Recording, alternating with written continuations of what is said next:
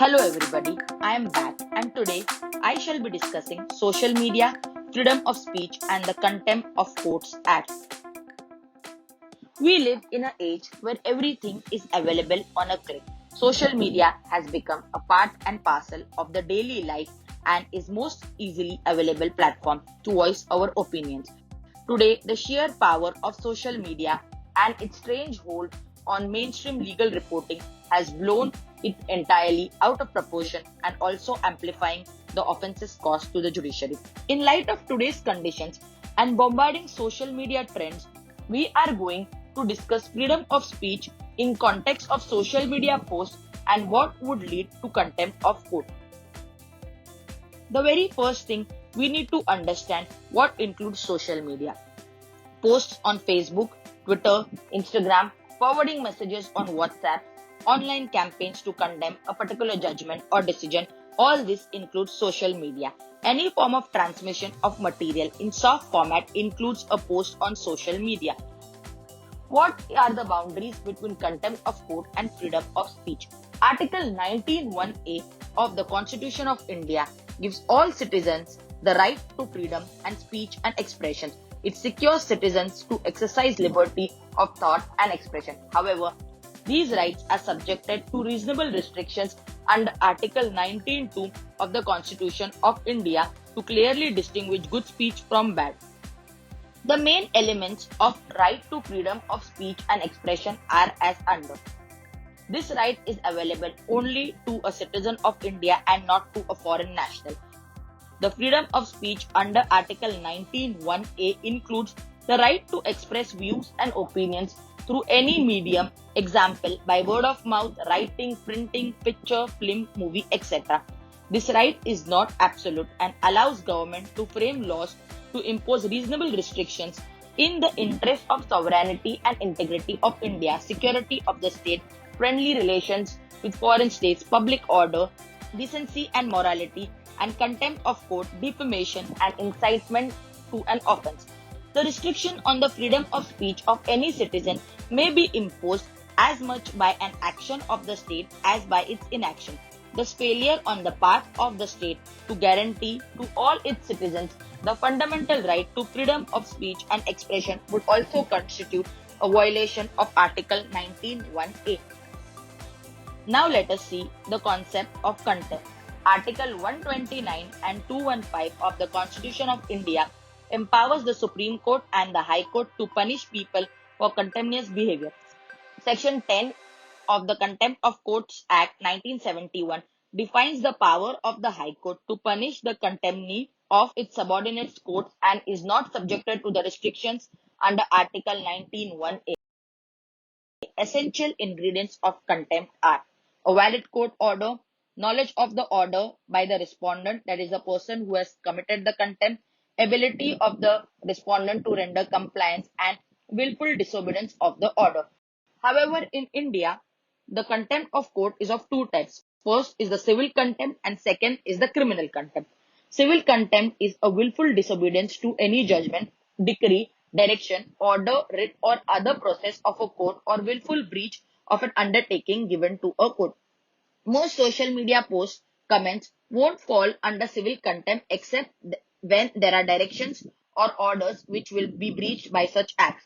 Now let us see criminal contempt.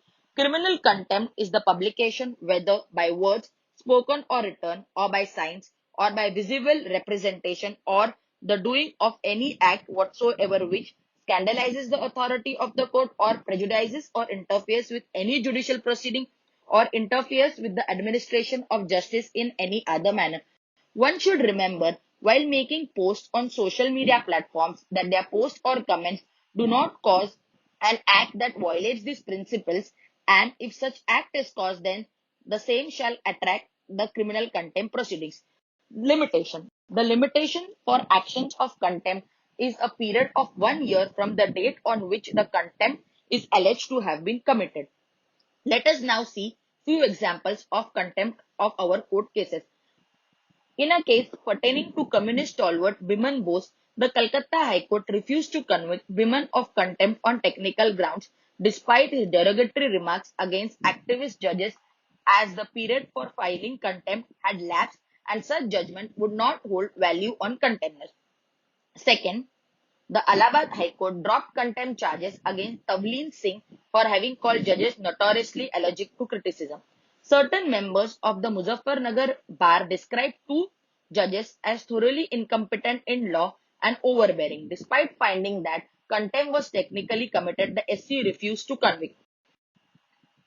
The recent case of Prashant Bhushan, against whom a suo motu contempt proceeding was charged for his tweets against the ex-Chief Justice of India, Shri S.A. Bobde, and his 2009 interview with Tehelka magazine, wherein he questioned the integrity of few past Chief Justice of India. However, during the contempt proceedings, Mr. Bhushan offered an apology for his tweet and clarified that he was merely offering constructive criticism and did not mean to degrade the dignity of Honorable Supreme Court. The Constitutional Bench found Mr. Bhushan guilty of the contempt of court and ordered a fine of rupees 1. The court set out the filter to distinguish between freedom of speech and contempt of court in Brahma Prakash Sharma and others versus State of UP, and held that it shall be contempt when it will be an injury to the public if it tends to create an apprehension in the minds of the people regarding the integrity, ability, or fairness of the judge, or to deter actual and prospective litigants from placing complete reliance upon the court's administration of justice, or if it is likely to cause embarrassment in the mind of the judge himself in the discharge of his duties. It is not practical if some criticism or comments are taken up as contempt and others are not. The court will be accused of cherry picking, which shall be a huge blow on equity and justice deliverance. Actions of the court need to be product of careful reasoning, nuance, and subtle judgment. They have to be void of political slanging, partisan debate, and remain resistant to easy categorization. Freedom of speech thus should not be misconstrued, as personal rights are not absolute, and it allows government to frame laws to impose reasonable restrictions in the interest of sovereignty and integrity of India, security of the state, friendly relations with foreign states, public order, decency and morality, and contempt of court, defamation and incitement to an offense. Thus, this sums up the entire Contempt of Court Act in short, and how social media should be avoided to criticize on judicial pronouncements. The views expressed in this video are based upon my understanding of the laws of the country and are explained in a manner so that common people find it easy to understand. The video does not intend to harm, insult, or criticize any person, living or dead.